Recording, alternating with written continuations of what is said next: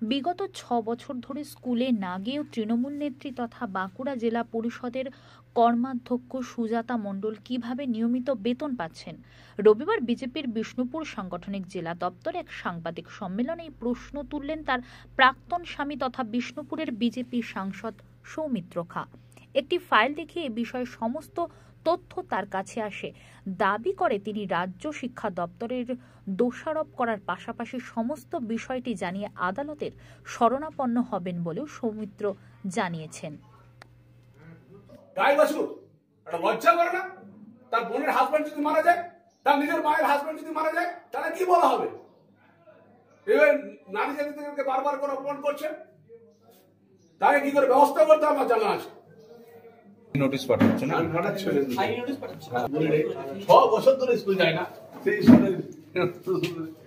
বাঁকুড়ার জেলা পরিষদের কর্মাধ্যক্ষ সুজাতা মণ্ডলকে খুব পরিষ্কার করে বলতে চাই যে আপনি সবসময় ব্যক্তিগতভাবে উল্টো পাল্টা কথা বলছেন। একটা হচ্ছে আইনি নোটিশ আমার যাচ্ছে, দ্বিতীয়ত হচ্ছে আমার একটা ফাইল আছে, যে ফাইলে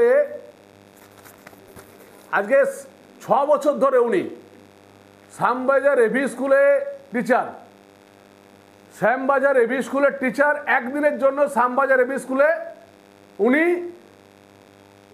শিক্ষকতা করতে যাননি। 6 বছর ধরে আমার পশ্চিমবঙ্গ রাজ্য সরকারের কাছে আমি বার্তা বলতে চাই, এবং না হলে আমি লিখিতভাবে হাইকোর্টে কেস করব। 6 বছর ধরে উনি শ্যামবাজার এভি স্কুলের একদিনের জন্য উনি প্রেজেন্ট করেননি। উনি কলকাতায় যে ডিআই স্কুল আছে কার্তিক মান্নানের সঙ্গে সম্পর্ক রেখে ওখানে না গিয়ে সেখানে তিনি প্রতি মাসের বেতন তুলছেন 6 বছর ধরে। 6 বছর ধরে উনি প্রতি মাসের বেতন পাচ্ছেন, এবং সবচেয়ে লজ্জার বিষয়, যেদিন নমিনেশন করেছেন সেদিনের বেতনও পর্যন্ত ব্যাংকে গিয়েছে। আমার সমস্ত ফাইল আছে। এবং উনি যে নির্বাচনে প্রচার করেছেন স্কুল না গিয়েও সেই বেতন উনি তুলেছেন, এবং তিনি এখানে জেলা পরিষদে সই করে ভাতা নিচ্ছেন, আবার ওখানেও ভাতা নিচ্ছেন। এটা জন্য আমি কন্ডেম করছি। আমি শিক্ষা সচিবকে বলবো, দুর্নীতি তো গোটাটাই করছেন, কিন্তু একজন শিক্ষক 6 বছর বিদ্যালয়ে না গিয়ে কি করে শুধুমাত্র এখানে প্রচার করছে, তারপরে সে ওখানে বেতন কি করে পায়? এটা আমাকে পরিষ্কার করে শিক্ষা সচিবকে বলতে হবে, শিক্ষামন্ত্রীকে বলতে হবে। দুর্নীতিগ্রস্ত শিক্ষামন্ত্রী এবং দুর্নীতিগ্রস্ত শিক্ষা দপ্তর এবং সুজাতা মণ্ডল চাকরিতে জয়েন না করে, চাকরিতে না করেও কি করে বেতন পায়।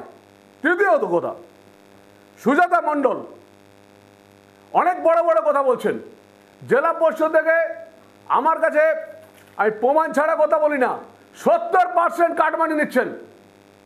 মৎস্য দপ্তরের জেলা পরিষদের 70% কাটমানি নিচ্ছেন।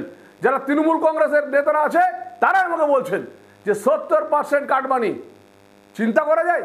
জেলা পরিষদ থেকে ওর পিএস হয়ে ফোন যাচ্ছে, 70% কাটমানি দিতে হবে, নাহলে মাছ ছাড়াবে না। আজকে দেখাক বাঁকুড়া জেলায় কতগুলো পুকুরে মাছ ছাড়া হয়েছে, মাছ কোথায় বড় হয়েছে, 70% কাটমানি নিচ্ছে। তৃতীয়ত আমি বলতে চাই, নিজের গ্রামেও চাকরির জন্য টাকা নিয়েছেন। চতুর্থত আমি বলতে চাই যে আজকে 1 বছরে 3 বার বিদেশ যাত্রা হয় কি করে? আমার কাছে সব ফাইল আছে। তিনি জাপান থেকে ঘুরে আসছেন, তিনি এত বিদেশে ঘুরে আসছেন, তার এত টাকা কোথা থেকে এলো? তার বাবার অ্যাকাউন্ট, সুজাতা মণ্ডলের ব্যাংক অ্যাকাউন্ট এবং পোস্ট অফিসের টাকা ব্যাংক অ্যাকাউন্ট চেক করে দেখাও।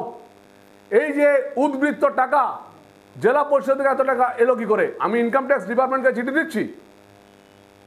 নষ্টামি ভণ্ডামি করার, এইসব উল্টোপাল্টা কথা বলার, একজন ভদ্র মহিলা, সে আমার বিবাহিত স্ত্রী বলে কিছু নয়, একটা ভণ্ডবাজ, একটা দুশ্চিত্র নারী, ছলনা করে 6 বছর ধরে বিদ্যালয়ে না গিয়ে টাকা তুলছে রাজ্য সরকারের। আমার বড় বড় কথা, আমি অনেক চুপ ছিলাম। আরও অনেক কিছু আছে, এই ফাইলে আছে। তার বাবা এবং তিনি নিজের গ্রামে পর্যন্ত চাকরি দেবার নাম করে টাকা নিচ্ছেন, সেই আমি প্রমাণও পর্যন্ত পেয়েছি। কি যেন নাম ছেলেটার, সেটাও ভুলে গেছে। সেই ছেলে আমার কাছে এসেছিল আজ সকালে। আমি তাই বলি এগুলো তদন্ত করা হোক।